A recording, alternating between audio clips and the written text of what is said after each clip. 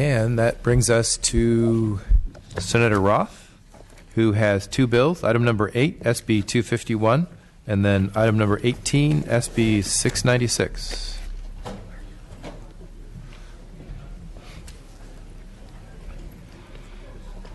Good morning. Thank you, Mr. Chair. Mr. Chair, thank you. SB 251, I'm back before you. I want to thank you. I want to thank your Chief Counsel and her staff for working hard over the weekend to help resolve the issues with respect to this bill. I want to thank the members of the disability rights community for all the time that they spent with me in meetings working through issues associated with Senate Bill 251, and I specifically want to thank my co-sponsors, the California Chamber of Commerce and the Consumer Attorneys of California. With me today, this morning, is former President Brian Kabatak, to perhaps offer a few comments on the bill. And lastly, I want to let you know, Mr. Chair, that I accept the committee's amendments to this bill, all of them. Thank you, Senator. Although I will note, unfortunately, I guess there is an error on page 19, lines 3 and 4. Was that brought to? Yes, there should be a period after the word inspection. There should be a period after the word inspection. Senator, is that to your understanding as well? Mr. Chair, let me just find the section. I don't have lines on my, now I have lines.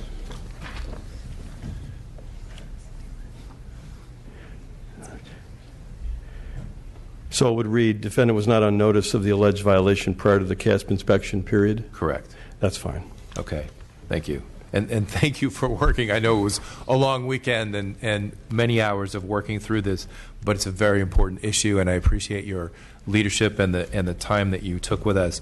So good. We will fix that. And I also want to apologize for not having closed captioning. I know that was a request, but the Assembly just does not have the facility at this point for closed captioning.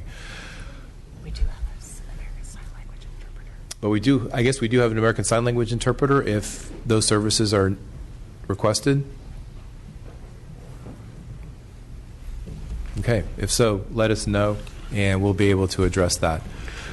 Thank you, Mr. Chair. I don't know if Thank you, Senator. So, yeah, your first witness. Thank you, Brian Kabatek, former President of Consumer Attorneys of California. And first and foremost, our thanks to the author for the extraordinary hard work that's gone into this and balancing the issues on both sides. And thanks to the Chair for your hard work in working through this, through a difficult period with a lot of time on the weekend, as I understand, was spent. I want to make it very clear that there are two competing equity issues here. On the one hand, we must make businesses and building owners comply with what is now a 25-year-old law that gives people access to places of business, places of commerce, places that people in America travel to every day. We also have a problem because we need to eliminate these drive-by shakedown lawsuits that are filed against small businesses by, I must note, a relatively small number of lawyers. In fact, I think the statistics are that more than 50% of all of these types of lawsuits are filed by two lawyers or two law firms, collective of lawyers. We have to recognize that our efforts to date working on this, and I mean the Consumer Attorneys of California as well as many of your predecessors, have not been fully successful. We still have problems on both of those areas. We still have an access problem, and we still have a bad lawyer problem, and our organization is just as opposed to bad lawyers as we are to making sure that there's access. This bill creates an incentive for business owners and property owners to fix and to remedy the problems in their business by going out and hiring a certified inspector, getting what's commonly called a CASP report, and getting that work done within 120 days.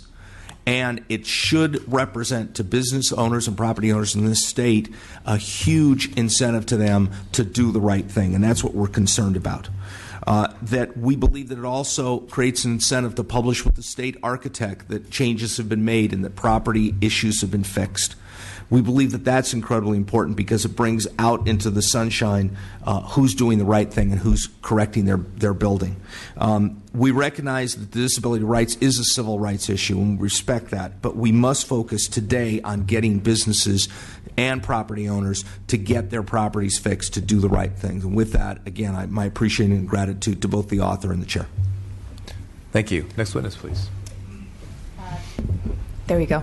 Thank you, Mr. Chair and committee members. Jennifer Barrera on behalf of the California Chamber of Commerce, and we are in support of SB 251, including the amendments that the committee staff and Senator Roth have worked so diligently to come to agreement on over the past week, and are appreciative of the author and the staff and Mr. Chair for working on those amendments to improve the bill, to really get at the intent of the bill from our perspective, which is to improve access for all individuals so that businesses can have equal access for all of their patrons. Businesses in California want to encourage more customers to their business, and so we believe that this is a huge incentive, again, to make sure that businesses are becoming compliant and are going to have access to all for their businesses, and we're happy to see that. With regards to the amendments, I just wanted to raise a few points for clarification that we have raised with the staff to make sure that our concerns are upfront and noted in potential for any future amendments to the bill. One is dealing with the CASP report inspection. Right now, the bill says that a business must request the inspection and that the CASP will provide it within 30 days of requesting the report. We would like to see that the CASP just automatically has to provide the report and that it wouldn't be dependent on a small business. This area of law is very confusing for a lot of small businesses, and to the extent that we can put that responsibility to comply on those who are more sophisticated, familiar with the process, we would like to see that happen. So that was one of the clarifications. And the other issue that we noticed is we agree that there should be notice to the state architect when a CASP inspection has been conducted, and we believe that it should be posted in the business so that anybody who comes to the business can see that they're undergoing CASP. We would like to see those continue to be a part of the bill as well. We just don't want that to be a reason for a small business to lose their exemption from the statutory damages. Basically, a small business's liability for statutory damages shouldn't be conditioned upon whether or not the CASP actually complies with their obligations under the bill. And so we would just like to see those moved from the section of liability to another section so that a small business who obtains the CASP report, does all the fixes within the 120 days, would still be limited from the statutory damages, regardless of whether the CASP inspector actually files their notice with the state architect on the 8th or 7th day. But again, supportive of the bill, happy to be sponsors of the bill, and are grateful to the author and the committee for working so hard on this. Thank you. Anyone else in support? Mr. Chair, members, Chris McKaylee on behalf of the Civil Justice Association of California. We were here before you last week urging your support for the bill as it was in print last week, but we appreciate your diligence and that of your staff and Senator Roth in coming to this agreement, and urge your adoption of the bill now. Thank you. Thank you. Hi, Fred Main on behalf of the Chamber of Commerce Alliance of Ventura and Santa Barbara County in support. Thank you. Good morning, Chair members. Dane Hutchings with the California Grocers Association in support. Thank you. Maria Garcia with Greenberg Torg on behalf of State Farm Insurance and our over 2,100 insurance agents who operate as small businesses in support. Thank you. Thank you. Good morning. Julianne Broyles here on behalf of the Family Business Association of California and Associated Builders and Contractors of California in support. Mr. Chair and members, Matthew Hargrove on behalf of the California Business Properties Association in support. Thank you. Thank you. Anyone else in support? Anyone in opposition? Many people watching would get it, and you tell them that they need to have you in the corner signing. No, I'm serious.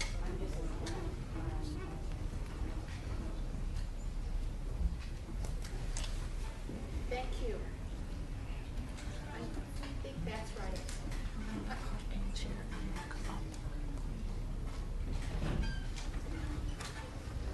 But it's okay. It should always be signed.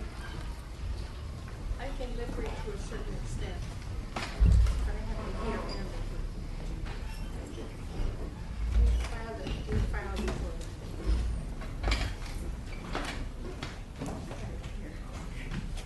Buildings and Standards Commission. Get ready to go home. Thank you. Thank you. Good morning.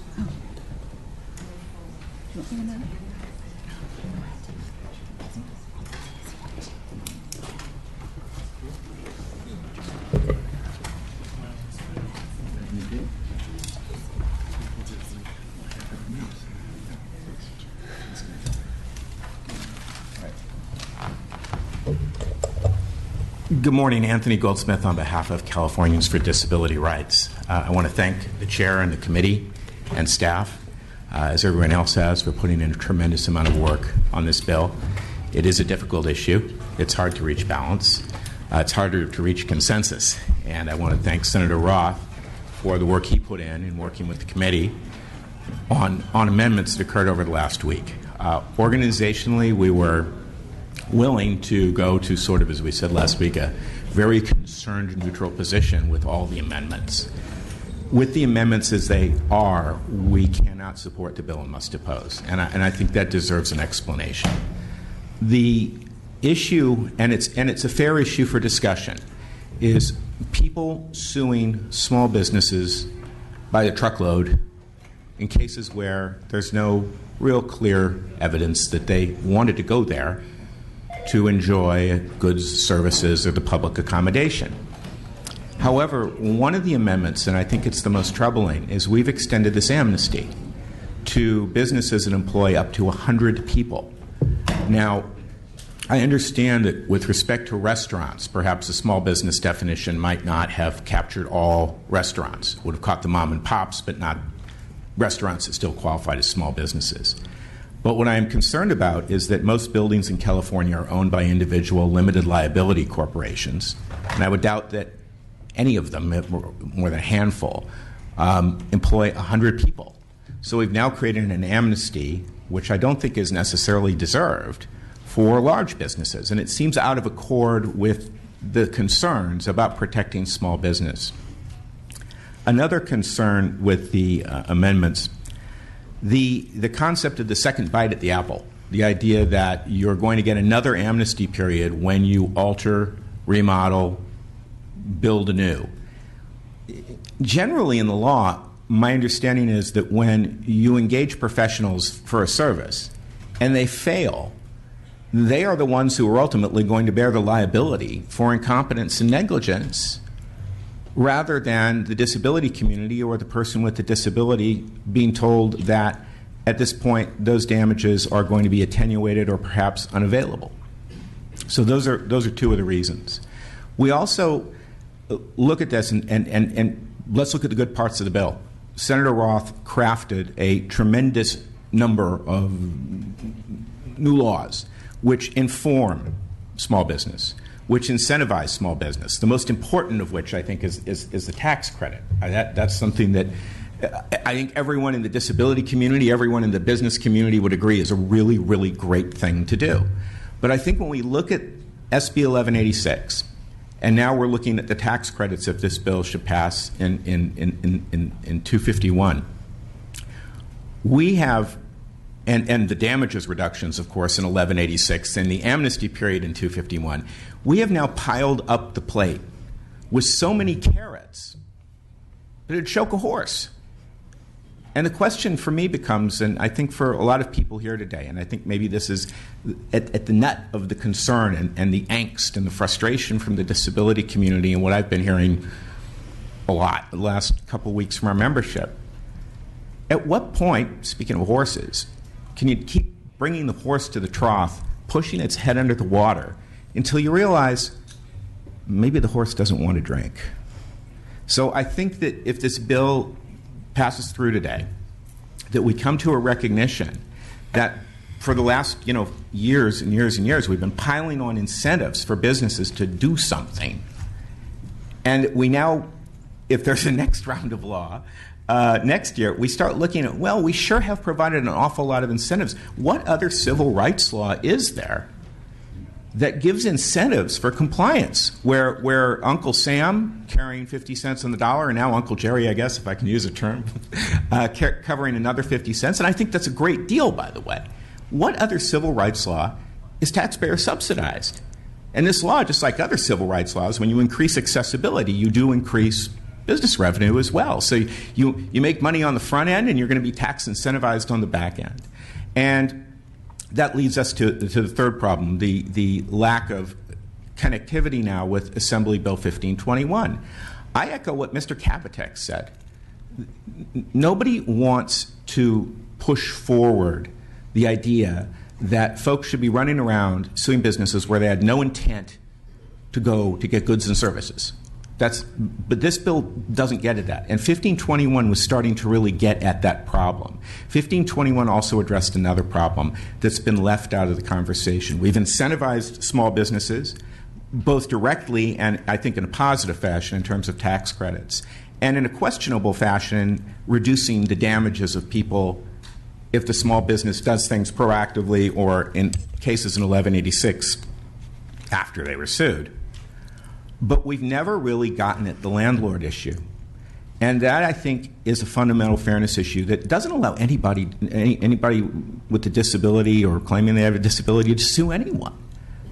This simply provides fundamental fairness for small business tenants who should have the confidence that when they lease a commercial property from someone who is engaged in the business professionally of leasing out commercial space, that it's compliant with the law. And though the federal law allows lawsuits against both tenant, owner and operator, which means tenant and landlord for wants of better terms, and allows them to allocate the liability between themselves, the way the small business tenant usually gets hooked in is in very obscure boilerplate in the lease that no small business tenant or few are going to be able to negotiate or even understand. So we were pushing in this year through 1521, which we hope moves forward, to correct that, because it's a major part of the problem.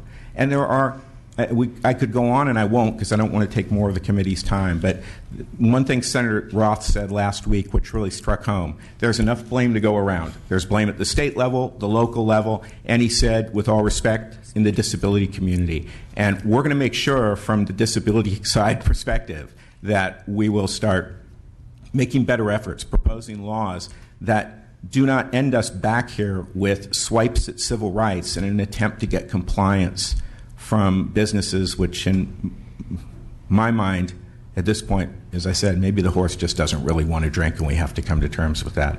Again, thank you. Thank you to Senator Roth and the entire process, despite the fact that we opposed the bill. I appreciate the dignity with which the whole thing was carried forward. Thank you. Thank you. Next witness. Evelyn Abu Hassan with Disability Rights California. Disability Rights California wants to go on record opposing the bill as proposed to be amended. I agree with many of the comments that Mr. Goldsmith made. I just want to add one additional point, which is essentially what this bill in its proposed form is condoning is to undo our State Unruh Act to treat the protected class of people with disabilities differently than any other protected class. That's unfortunate. It devalues the lives of people with disabilities. It devalues our contribution as people with disabilities. I don't usually come to this table and talk about my personal experience as a person with a disability. And I apologize because I'm getting very emotional with this. This has been a really hard pill to swallow today. It is hard. It's easy for people to come to the table and say, I know what your experience is like. I have 4 siblings that are doctors.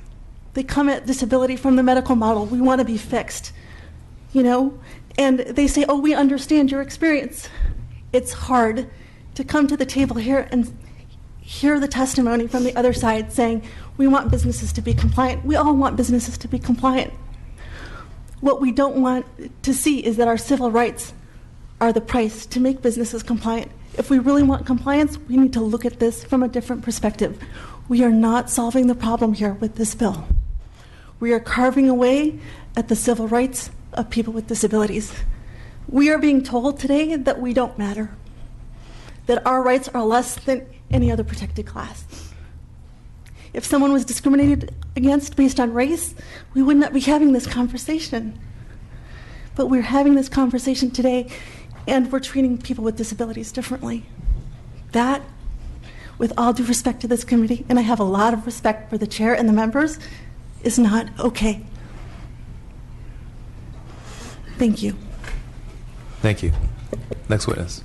Good morning. Again, Ruthie Goldkorn, Legislative Committee, Californians for Disability Rights, Chair of the Disabilities Caucus of the California Democratic Party, and the caucus had gone on record at our convention meeting in May as opposed unless amended.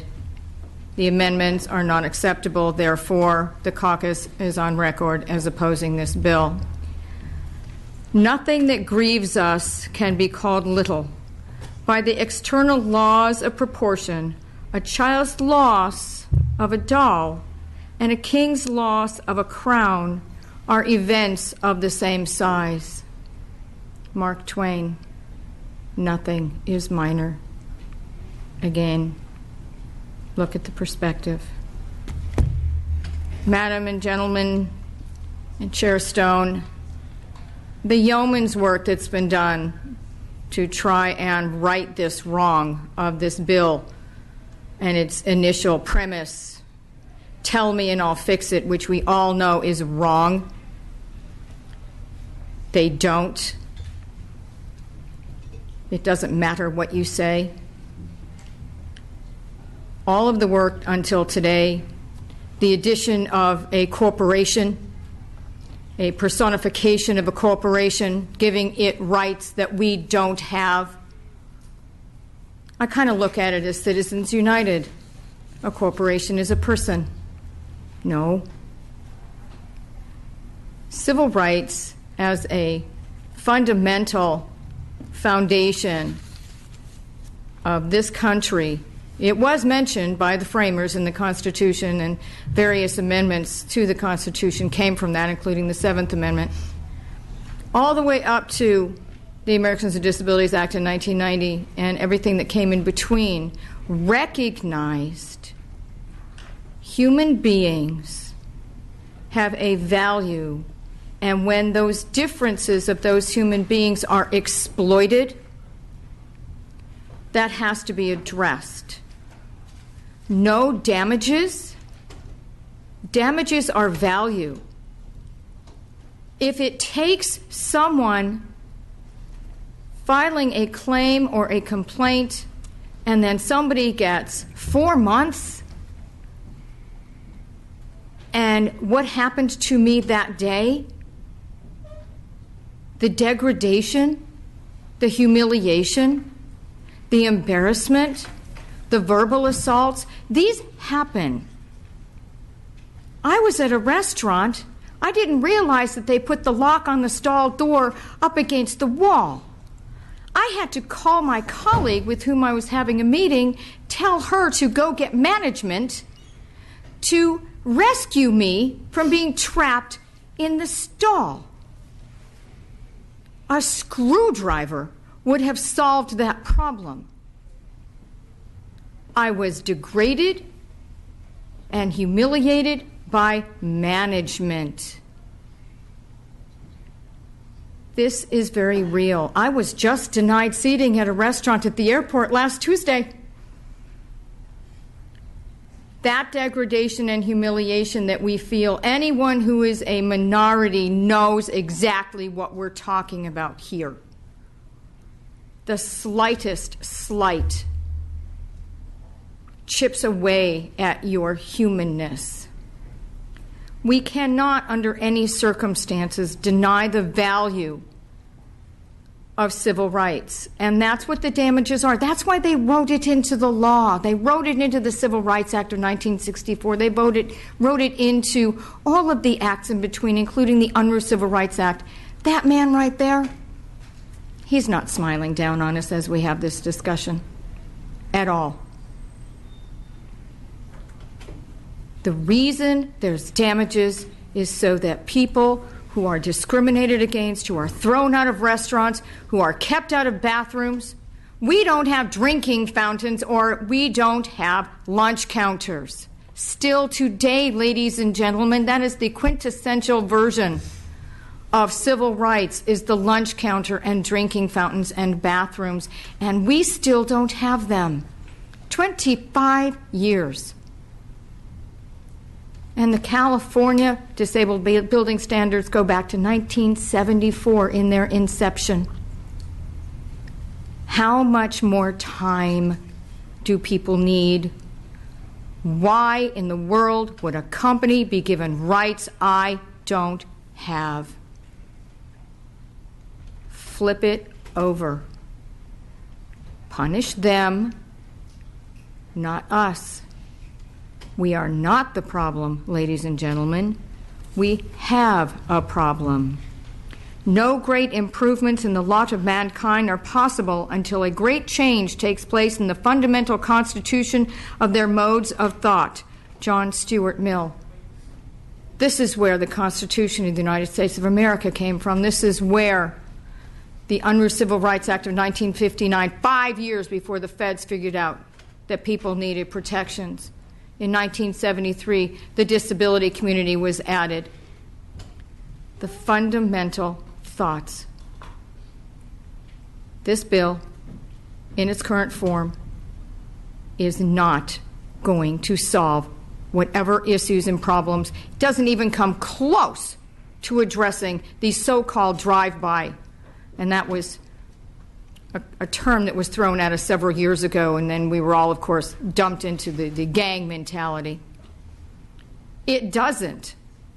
It doesn't address parking lot issues. It doesn't make contractors responsible. It doesn't make landlords responsible. It doesn't make businesses responsible. It doesn't make the building official responsible, the planning department responsible. It only makes us the villain, the bad guy, and we are 1/3 of a human being. I was here at 11:45 p.m. on August 31st, and Darrell Steinberg stood up in front of the Judiciary Committee and said, "We've created 2 different classes of people with disabilities," and nobody batted an eye.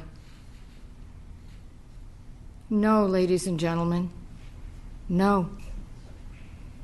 We are a protected class for a reason.